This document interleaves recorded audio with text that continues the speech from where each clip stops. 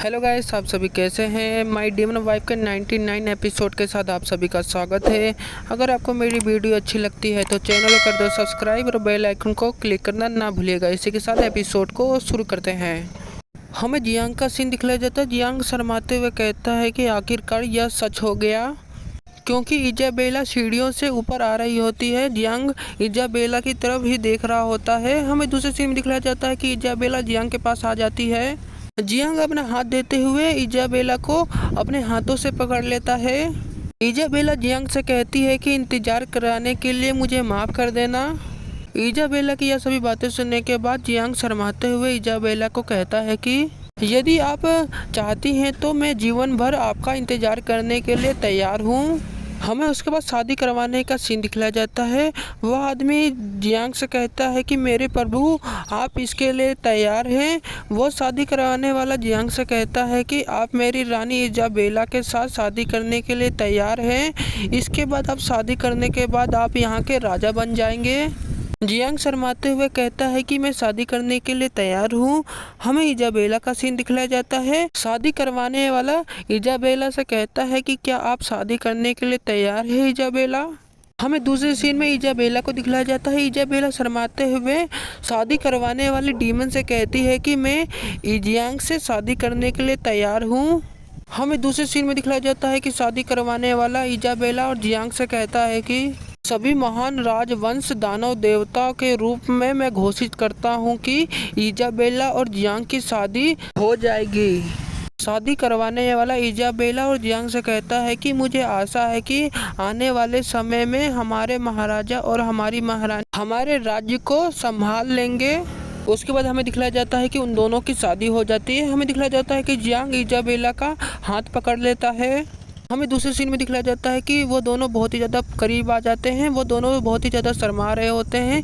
Isabella शर्माते हुए Jiang से कहती है कि अब पछताने के लिए बहुत ही ज़्यादा देरी हो चुकी है। उसके बाद हमें जियांग का सीन दिखलाया जाता है। जियांग शर्माते हुए इजाबेला को कहता है कि मैं कभी भी ज़िंदगी में पछताऊँगा नहीं, क्योंकि मैं इस शादी से बहुत ही ज़्यादा खुश हूँ। उसके बाद हमें पब्लिक एरिया का सीन दिखलाया जाता है। वहाँ पर सभी बात कर रहे होते हैं कि हमारी महारानी और हमारे महाराजा आने वाले समय में राज्य को बहुत ऊंचा उठाएंगे। उसके बाद हमें शादी करवाने वाले का सीन दिखलाया जाता है। वह कहता है कि अब हमें मैरिड रिंग पहनानी है। उसके बाद हमें जियांग का सीन दिखलाया जाता है। जियांग मैरिड रिंग को इजाबेला के हाथों में पहना देता है। उसके बाद हमें इजाबेला का सीन दिखलाया जाता है। इजाबेला भी मैरिड रिंग को जियांग की तरफ उंगलियों में पहना देती है। शादी करवाने वाला जियांग और इजाबेला को कहता है कि अब तुम दोनों को किस करना है। हमें दूसरे सीन में दिखलाया जाता है कि इजाबेला और जियांग दोनों ही किस कर रहे होते हैं। हमें दूसरे सीन में दूर का सीन दिखलाया जाता है। अभी तक जियांग और इजाबेला किस कर रहे होते हैं। इजाबेला जियांग को किस करते हुए सारी पब्लिक पागल हो जाती है। सारी पब्लिक चिल्ला रही होती है। हमें दूसरे सीन में दिखलाया जाता है कि वहाँ पर पियानो भी बज रहा होता है। पियानो बजाने वाला और कोई नहीं, डार्क उल्लू होता है। डार्क उल्लू पियानो बजाने के बाद हमें दिखलाया जाता है कि सभी पब्लिक पागल हो जाते हैं। सभी पब्लिक मधुर में गाने लगते हैं। उसके बाद हमें एक पंख का सीन दिखलाया जाता है। वहाँ पे बहुत सारी डीमन परी आ जाती है।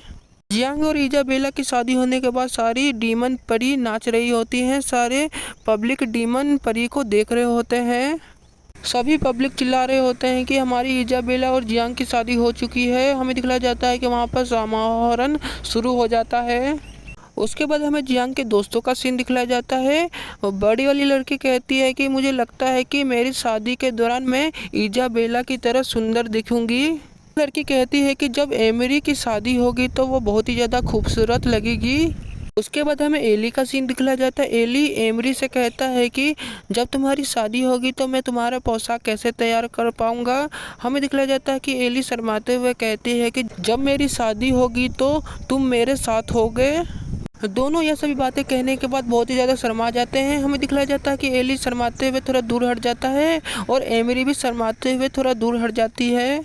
हमें दूसरे सीन में जियांग और इजाबेला का सीन दिखलाया जाता है। जियांग और इजाबेला की वेडिंग खत्म हो जाती है। हमें दूसरे सीन में दिखलाया जाता है कि जियांग ने इजाबेला को पकड़ कर रखा होता है।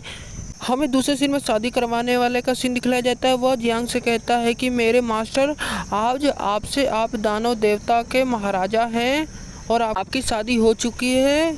हमें दूसरे सीन में दिखाया जाता है कि शादी करवाने वाला सभी पब्लिक से कहता है कि कृपया हमारे नए मास्टर के लिए जयकारा लगाएं। हमें जियांग का सीन दिखलाया जाता है। जियांग अपने मन में सोचता है कि हाँ हाँ हाँ, मैंने कभी नहीं सोचा था कि मैं कभी दानव देवता का राजा बनूंगा।